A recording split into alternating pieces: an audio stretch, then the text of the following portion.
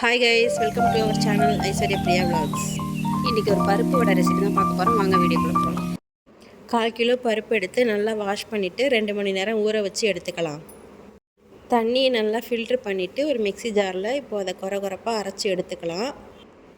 தண்ணியே சேர்க்காமல் இந்த பதத்துக்கு அரைச்சி எடுத்துக்கணும். 10 சின்ன வெங்காயம், 2 பச்சை மிளகா, கருவேப்பிலை, கொத்தமல்லி, ஒரு சின்ன துண்டு இஞ்சி எல்லாத்தையும் பொடிசாக நறுக்கி அதில் சேர்த்துக்கிட்டேன். இது ஆடி அமாவாசைக்கு எடுத்த வீடியோ தான். எப்போதும் உளுந்த வடை தான் செய்வோம். இந்த வாட்டி கொஞ்சம் டிஃப்ரெண்ட்டாக பருப்பு வடை செய்யலான்னு தான் இதை ட்ரை பண்ணியிருக்கேன்.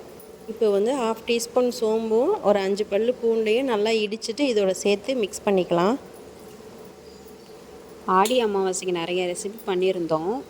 விளாகில் சரியாக எடுக்க முடியல, அதை ஷார்ட்ஸில் போட்டிருக்கோம் பாருங்கள்.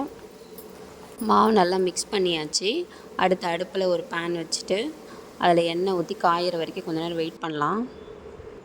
எண்ணெய் நல்லா சூடான பிறகு போட்டால் தான் வெளியில் நல்லா கிறிஸ்பியாகவும் உள்ளே சாஃப்டாகவும் வடை சூப்பராக இருக்கும். எண்ணெய் நல்லா சூடாகிடுச்சு. இப்போ ஒரு வாழை இலை எடுத்து அதில் வடையை தட்டி ஒன்று ஒன்றா போட ஆரம்பிக்கலாம்.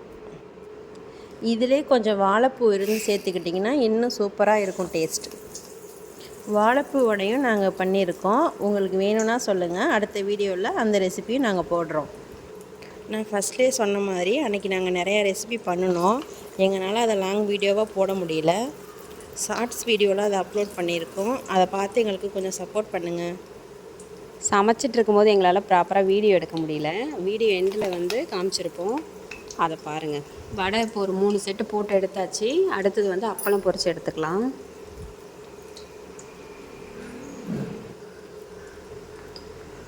இந்த பதத்துக்கு நல்லா செவந்து வரணும் வடை, அப்போ தான் எடுக்கணும்.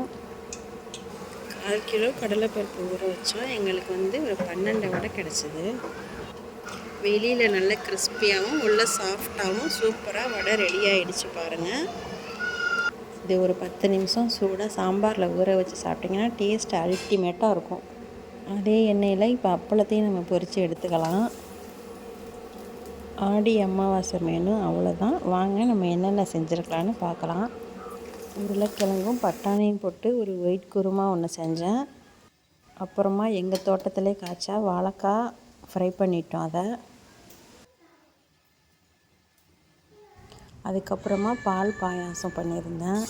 கொஞ்சமாக தான் செஞ்சிருந்தோம், நாங்கள் ஒரு 3 பேருங்கிறதால கம்மியாக பண்ணியாச்சு இன்றைக்கி. அதுக்கப்புறம் கத்திரிக்காய், கேரட்டு, மாங்காய் போட்ட சாம்பாரும் கொஞ்சமாக தான் செஞ்சுருந்தோம், ஒரு வேலைக்கு மட்டுங்கிறதால.